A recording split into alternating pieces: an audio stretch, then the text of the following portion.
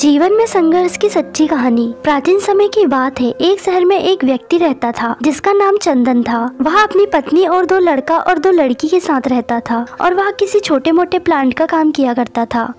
चंदन और उसकी पत्नी खुशी खुशी अपना जीवन व्यतीत कर रहे। समय का चक्र बीत रहा था और उनके लड़का लड़की बड़े होते जा रहे थे।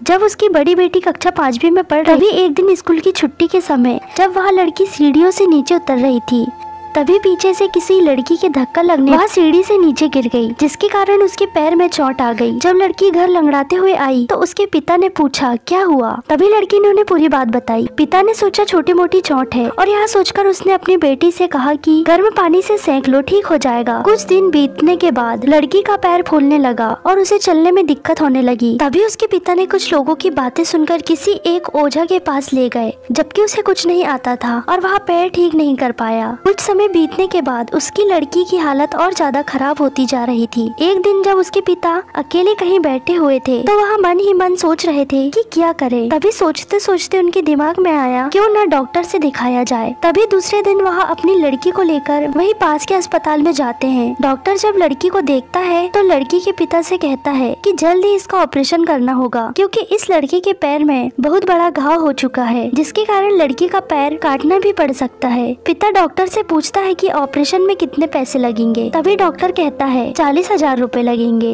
पिता घबरा जाता है, लेकिन पैसे की तलाश में इधर से उधर जाने लगता है। इधर उधर भाग दौड़ करने के बाद पैसे की व्यवस्था कर लेता है और लड़की का ऑपरेशन हो जाता है। ऑपरेशन के बाद लड़की अपने घर आ जाती है, परंतु लड़की के पैर में कुछ भी सुधार न होने के कारण पिता चिंतित रहने लगे। इसी तरह 4 साल बीत जाता है तथा पैर में लाख लाख रुपए लगने के बाद भी लड़की का पैर ठीक नहीं होता है, जिस कारण से पूरा परिवार दुखी रहने लगता है। कुछ समय बीतने के बाद लड़की का विवाह हो गया और लड़की के जीवन में खुशहाली आ गई।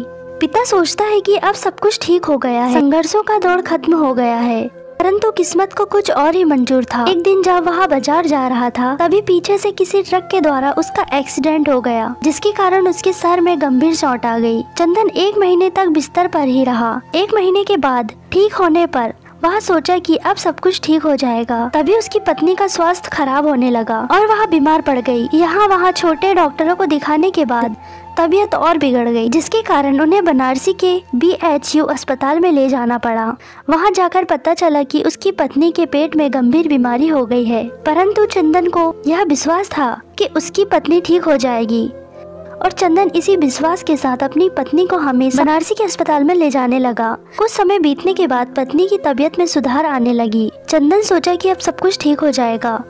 एक बार जब वह अपनी पत्नी को बनारसी के अस्पताल में डॉक्टर ने सभी रिपोर्ट देखते हुए कहा सब कुछ ठीक है, चंदन बहुत ही खुश हुआ और वह अपनी पत्नी के साथ अपने शहर वापस आ गया। अगली सुबह सब कुछ ठीक था। चंदन का बड़ा बेटा और छोटा बेटा दोनों स्कूल चले गए और चंदन अपने काम पर चला गया। बड़ा बेटा स्कूल में सोच रहा था कि चलकर माँ से कुछ बातें करेंगे। तभी 11 बजे उसका मित्र आता है और कहता है कि चलो तुम्हारी माँ की तबीयत खराब हो गई है। बड़ा बेटा दौड़ता हुआ अपने घर की तरफ आता है। तब तक बहुत देर हो गई और उसकी माँ की मृत्यु हो गई थी। बेटा माँ को देखते हुए फूट फूट कर रोने लगता है और वह अपनी माँ का अंतिम संस्कार करता है।